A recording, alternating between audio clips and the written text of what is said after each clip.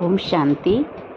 जब हम सभी भक्ति करते हैं, आरती गाते हैं तो कहते हैं ना कि मैं मूरख खल कामी कृपा करो, और ऐसे ही कहते हैं मुझ निर्गुण आरे में कोई गुण नहीं। तो वास्तव में हम इस पर थोड़ा सा चिंतन करें कि हम भगवान के सामने ये बोलते हैं कि मैं निर्गुण हारे में कोई गुण नहीं, या मैं मूरख खल कामी। तो मैं मूरख खल कामी जब हम भगवान के सामने बोलते हैं तो भगवान को ये बात अच्छी लगती होगी क्या?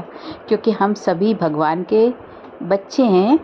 भगवान कहते हैं बच्चे तुम मेरे बच्चे हो, है ना। लेकिन हम बोलते भी हैं कि तुम्हें वो माता पिता बोलते हैं ना, लेकिन उसके बाद भी हम ये बोलें कि मैं मूर्ख हूँ, मैं खल कामी हूँ, तो भगवान को ये बात अच्छी नहीं लगती है। तो भगवान माने शिव परमात्मा पिता कहते हैं कि बच्चे तुम अपने को पहचानो, तुम मेरे बच्चे हो, तुम मेरी संतान हो। हम सभी मनुष्य आत्माएं परमात्मा की संतान हैं, और परमात्मा कहते हैं कि अपने स्वदर्शन करो, अपने अंदर के दैवी गुणों को देखो, और फिर देवत्व को जब पाओगे तो ये नहीं कहोगे कि मैं मूर्ख हूँ, मैं खलकामी हूँ। अपने विकारों को छोड़ो। जब दैवी गुणों को धारण करोगे तो धीरे धीरे विकार छूटते जाएंगे। जन्म जन्म अपने को शरीरधारी समझा, मन समझा, इसलिए ऐसा सोचते हो कि मुझ में ये अवगुण है, वरना आत्मा जो है वो तो पवित्र है, बिल्कुल शुद्ध है। आत्मा जो होती है ना वो शरीर से न्यारी है। तो ये परमात्मा हमें ज्ञान देते हैं कि बच्चे अपने को शरीर नहीं समझो, अपने को आत्मा समझो। तो आत्मा के जो दैवी गुण हैं उसका स्वरूप बनो। प्रेम, सुख, शांति, आनंद, शक्ति, पवित्रता, ज्ञान, ये आत्मा के स्वधर्म हैं। इस पर टिको। तो ये मैं मूर्ख खलकामी बोलना बंद करो।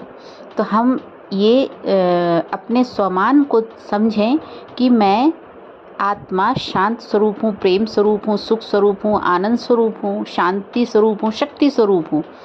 लेकिन ये तो तब होगा ना जब हमको ये ज्ञान परमात्मा के ज्ञान के द्वारा प्राप्त होगा। तो परमात्मा इस समय बच्चों को ज्ञान देने आए, शिक्षक बनकर शिक्षा दे रहे हैं, पिता बनकर पालना दे रहे हैं, और सद्गति कर रहे हैं सद्गुरु बनकर। तो हमारे को परमात्मा को पहचानना चाहिए। परमात्मा माने ही भगवान, ईश्वर।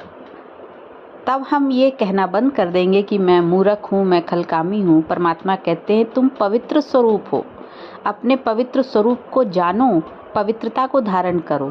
तो जब ये बोलते हैं ना कि मुझ निर्गुण हारे में कोई गुण नहीं, तो इसका मतलब तो ये एक अर्थ तो ये हो गया कि मुझ में कोई गुण नहीं है। लेकिन वास्तव में देखा जाए तो आत्मा जो है वो सतो रजो तमो से परे है।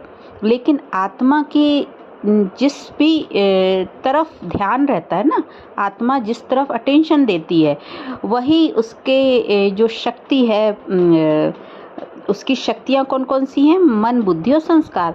तो मन, बुद्धि, संस्कार वैसे ही काम करना शुरू कर देते। तो अगर मन बहुत ज़्यादा विकारों को, बुरी चीज़ों को देख रहा है, नेगेटिविटी को देख रहा है, अपवित्रता को देख रहा है, उसमें रुचि ले रहा है मन, तो स्वाभाविक है ना कि मन के अंदर अपवित्रता उतरेगी तो आत्मा पर उसका प्रभाव पड़ेगा। क्योंकि आत्मा अनुभव तो करेगी ना ये बात, अपवित्रता, अशांति, ये तो आत्मा को अनुभव होगा ना। जबकि आत्मा पवित्र है, लेकिन मन के कारण, जैसे कि एक घर में माँ है और उसके बच्चे, तो बच्चे यदि कुछ गलत करते हैं तो माँ के ऊपर दोष आता है ना कि माँ ने ऐसी पालना दी। तो इसलिए मन और बुद्धि को अगर हम अपवित्र चीज़ों में लगाए रहेंगे, अशुद्ध चीज़ों में लगाए रहेंगे, व्यर्थ की बातों में लगाए रहेंगे, या जो विकारी दुनिया है, विकार है, जैसे काम, क्रोध, इन सब चीज़ों में लगाए रहेंगे, तो फिर होगा क्या? आत्मा पर उसका प्रभाव पड़ेगा। तो इसलिए कहते हैं कि फिर आत्मा पतित हो गई। लेकिन वास्तव में आत्मा के ऊपर ये धूल जम जाती है मन बुद्धि के द्वारा। किसकी? विकारों की। इसलिए बोला जाता है कि आत्मा को पवित्र बनाओ, माने आत्मा का जो स्वधर्म है ना पवित्रता, उस स्मृति में टिको। तो हमें बस अटेंशन देना कि हम किस बात पर अटेंशन दे रहे हैं। व्यर्थ और अपवित्र बातों पे यदि अटेंशन दे रहे हैं तो आत्मा अपवित्र कहलाने लगती है। लेकिन अगर आत्मा अपने स्वधर्म में टिकती है, पवित्रता में टिकती है, क्योंकि परमात्मा पवित्रता के सागर हैं, तो हम बच्चे भी पवित्रता के मास्टर, पवित्रता के सागर हुए ना। परमात्मा ऐसा कहते हैं कि बच्चे तुम मेरे ही जैसे हो, लेकिन तुम अपनी स्मृति को भूल गए और संसार के माया के प्रभाव में आकर तुम अपना स्वरूप भूल गए हो। तो इसलिए मुझ निर्गुण हारे में गुण नहीं, ये बोला जब जाता है तो इसका मतलब ये है कि आत्मा जो है वो सतो रजो तमो से परे है, वो स्थिर है, वो लाइट स्वरूप है, वो ज्ञान स्वरूप है।